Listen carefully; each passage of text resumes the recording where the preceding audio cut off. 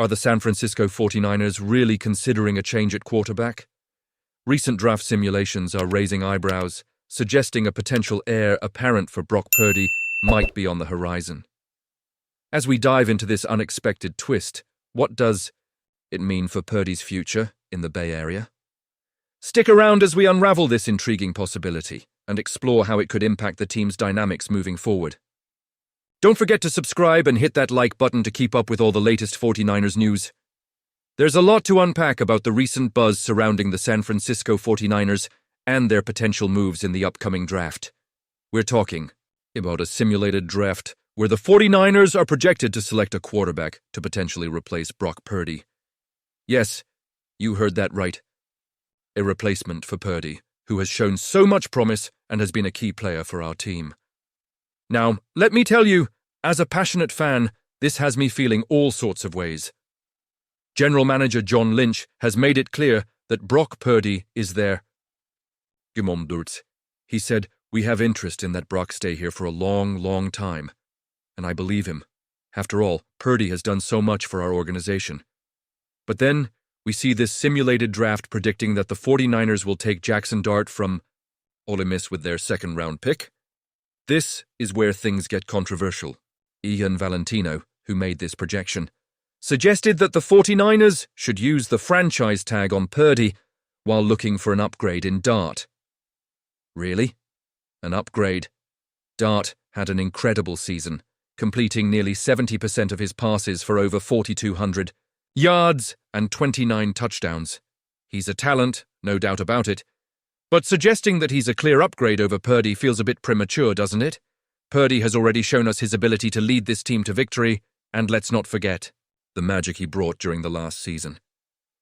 It's a bold statement from Valentino, and I can't help but wonder if he might be overlooking what Purdy has achieved so far. Now, if we take a step back for a moment, we can see the logic in looking to bolster the quarterback room, especially since the NFL is all about depth and competition. But is this really the right move? I mean, the thought of moving on from Purdy feels like a gamble. And let's be real, it's not just about the players. It's about the emotional connection we've built with them as fans. Purdy himself has expressed his desire to stay in San Francisco, saying, "I want to be in San Francisco and play my football career here. That should mean something to us."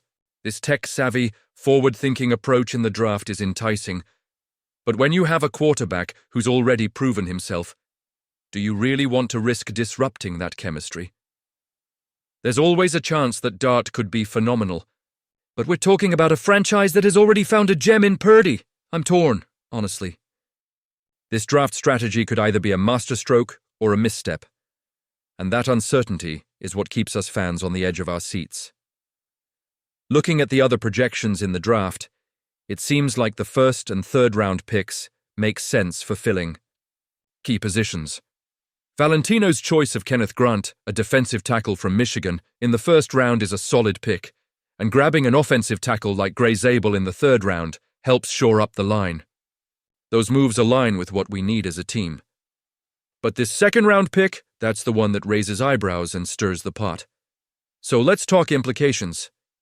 If the 49ers do go through with this plan and Dart becomes the future starter, what does that mean for Purdy?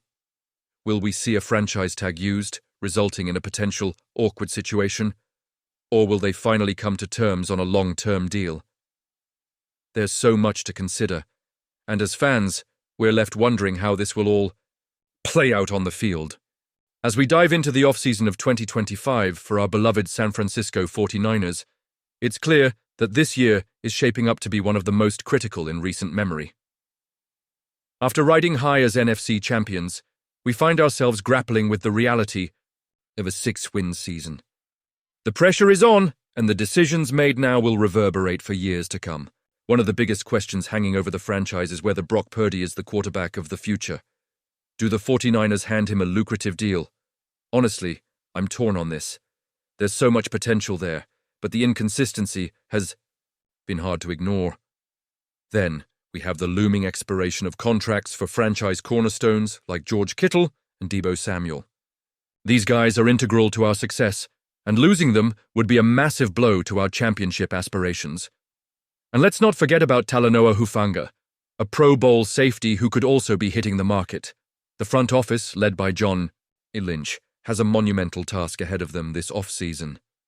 Now, let's talk about potential free agent targets. First up, we have Dante Jackson, the cornerback from the Pittsburgh Steelers, with Charvarius Ward considering his future and possibly entering free agency. Jackson could be a savvy addition. At 29, he's not too old, and while he's recovering from a back injury, his track record speaks volumes. He's known for his run-stopping ability and ball-hawking skills, which could complement Diomedor Lenoir nicely. For a team with over $52 million in cap space, bringing in a player like Jackson on a 2- or 3-year deal could bolster our secondary significantly. Do you think this was the best decision? Then we have Jevon Holland from the Miami Dolphins. Imagine a local boy returning home to play for the Niners. Holland has quickly established himself as one of the best safeties in the league, and his ability to cover ground and tackle effectively makes him an exciting prospect. With Hufanga potentially on his way out, Holland could step in seamlessly. And plus, having a fellow Oregon Duck in Lenoir could make that transition easier. This could be a match made in heaven for both the player and the team. And you, what do you think? I want to hear your opinions down below. Next, there's Elandon Roberts, another linebacker from the Steelers. Our run defense has been shaky, finishing 18th against the run, and with Dre Greenlaw likely heading to free agency, bringing in a seasoned veteran like Roberts could make a lot of sense. At 31, he might not be the youngest option, but his experience and ability to rack up tackles could provide the stability we need in the linebacker core. Plus, let's not forget he has Super Bowl rings from his time with the New England Patriots. Would he be a wise investment? On the offensive side of the ball, we cannot neglect the trenches. Enter Teven Jenkins from the Chicago Bears. This is a guy who could solidify our offensive line. While we have Dominic Purdy set at right guard, the line is in desperate need of an upgrade. Purdy faced an immense amount of pressure last season, and we can't have that repeating. Jenkins has shown promise, allowing only 1 sack in his last 6 games. His versatility as a former tackle could allow him to anchor our left guard position effectively. Do you think he can be the answer to our offensive line woes? As we analyze these potential moves, it's clear the 49ers are at a crossroads.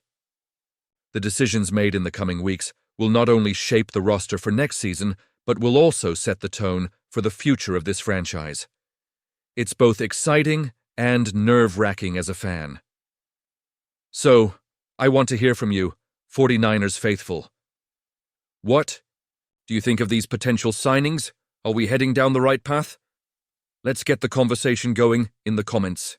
Don't forget to like, share, and subscribe to the channel to stay updated on all things San Francisco 49ers. And remember to activate the notification bell to get all the latest updates. Let's keep the faith and hope for a brighter future ahead, because together, we are the 49ers.